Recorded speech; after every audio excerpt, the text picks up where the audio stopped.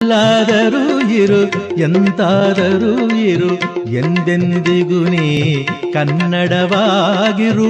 ಕನ್ನಡವೇ ಸತ್ಯ, ಕನ್ನಡವೇ ನಿತ್ಯ.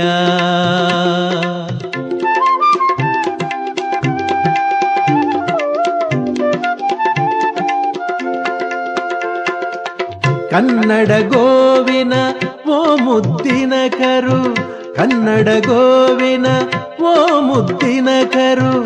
ಕನ್ನಡತನವೊಂದಿದ್ದರೆ ನೀನ್ ಅಮ್ಮಗೆ ಕಲ್ಪತರು. ಕನ್ನಡವೇ ಸತ್ಯ, ಕನ್ನಡವೇ ನಿತ್ಯ.